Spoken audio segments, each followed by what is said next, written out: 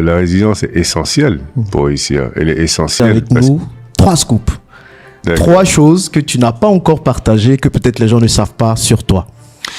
Alors, 3 scoops qui ont développé 3 valeurs. 3 valeurs. Ouais. Alors, premier scoop, quand j'étais dans l'armée américaine, parce que j'ai fait l'armée américaine, on nous demandait de nous réveiller à 3 heures du matin. D'accord. 3 heures du matin, j'étais à Kentucky, Fort Knox. Il faisait moins 11 degrés. Wow. Pleuvait.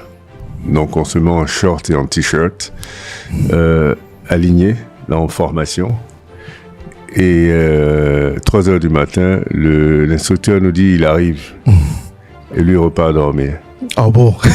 Donc vous êtes resté là comme ça. Nous sommes restés là, debout, personne ne parle, sur la pluie, dans le froid, pendant 1 heure de temps. Des fois 2 heures de temps.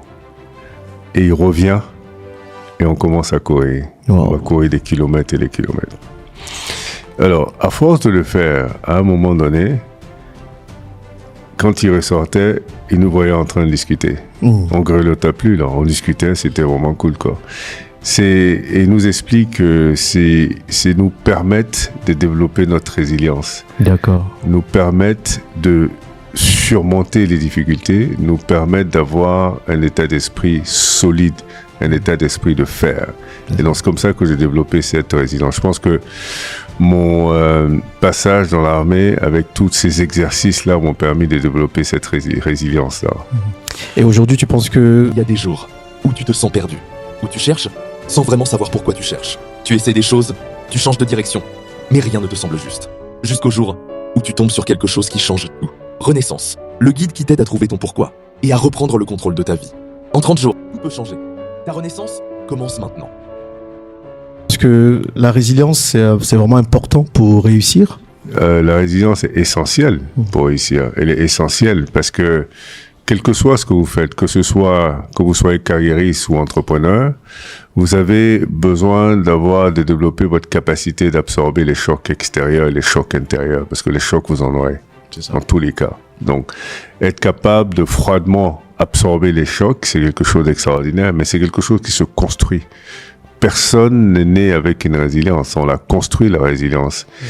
Et la deuxième chose, c'est quand je suis allé aux États-Unis pour continuer mes études, c'était en hiver, je me rappelle, j'étais en train de marcher et j'ai glissé, il neigeait, donc j'ai glissé, je suis tombé. Et ça m'amusait parce que je suis resté sous le sol et je retourne la tête, je vois les policiers, les pompiers et tout ça, je me dis mais qu'est-ce qui se passe? Quoi, instantanément? Voilà, j'ai dit qu'est-ce qui se passe? Donc les gens viennent me dire, ah, ça va, tu n'as pas fait? Je dis non, mais c'est cool là, je me suis juste tombé là.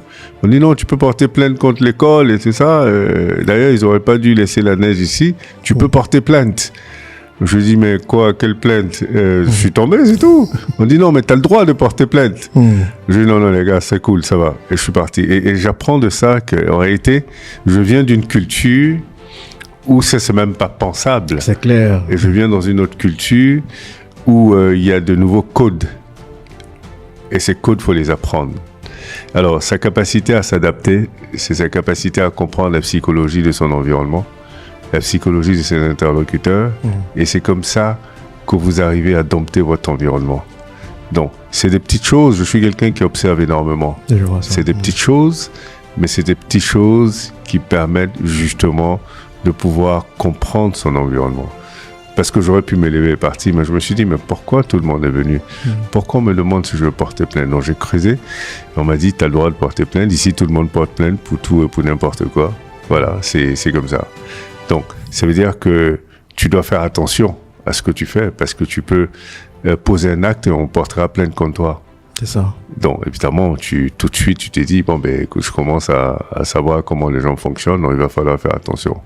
Est-ce que tu te dis c'est un système pareil qu'on doit avoir en Afrique aussi? Parce qu'en Afrique, il y a pas mal d'impunité, donc les gens se disent ils peuvent faire tout ce qu'ils veulent. Non, je crois qu'il faut le juste milieu. Il faut un peu plus de rigueur en Afrique. D'accord.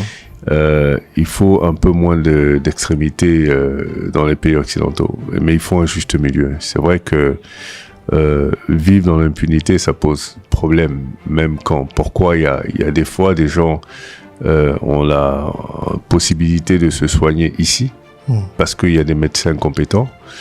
Mais comme il n'y a pas cette logique de responsabilité, ils se disent si il est négligent qui m'opère, que j'ai un souci, je ne peux pas le poursuivre en justice parce que personne ne le fait. C'est ça. On a des situations un peu surprenantes des fois. Une femme qui va au poste de police et dit que son mari l'a violée et que le policier se met à rire et lui dit mais comment ton mari peut te violer? C'est ça. Voilà. Donc c'est-à-dire que c'est ce manque de rigueur là, ce manque de sérieux des fois qui fait que ça crée des fois des problèmes psychologiques chez des gens. Une femme qui désormais se fait violer par son mari n'ira pas à la police parce qu'elle sait qu'on va se moquer d'elle. Et on va lui dire, mais attends, t'es sérieuse là, toi, ton mari t'a violé? Comment ton mari peut te violer? Ouais. On a besoin de rigueur, on a besoin d'une société plus structurée, plus rigoureuse, qui respecte les règles. Et je crois que la différence entre l'Afrique et l'Occident, ou du moins les Africains et les Occidentaux, ce n'est pas la supériorité intellectuelle des uns sur les autres, c'est-à-dire des Occidentaux sur les Africains, non. Ce qui distingue, c'est l'organisation, la structuration des Occidentaux sur les Africains. Je pense même que les Africains sont plus intelligents, en réalité, mais sont moins structurés, sont moins organisés. Donc évidemment, ça leur cause préjudice. Le retard que l'Afrique a accumulé vis-à-vis des autres, c'est cette incapacité en général de planifier à long terme, de s'organiser, de se structurer et d'aller crescendo jusqu'à atteindre un objectif. On est pressé, on veut aller vite, on est dans le court terme, on aime tout ce qui a des résultats rapides pour pouvoir montrer, et donc on n'est pas dans la construction. Et ça pose un réel problème. Il faut construire. Si on veut arriver à quelque chose de solide, il faut construire. C'est pourquoi je dis toujours, il y a une différence entre les hommes et les femmes d'affaires et les entrepreneurs. Ok. On verra la différence après. Ouais. Parce que là, c'est tout un sujet. Ouais, absolument. Ok. Mais qui, selon toi, devrait construire? Parce qu'on se dit, il faut qu'on soit plus organisé. Je suis d'accord avec ce que tu dis. Mais est-ce que la responsabilité incombe uniquement à nos dirigeants? Voilà. Comment cela doit s'organiser, se faire? Alors, la responsabilité incombe en premier lieu aux dirigeants qui sont supposés organiser et guider la société.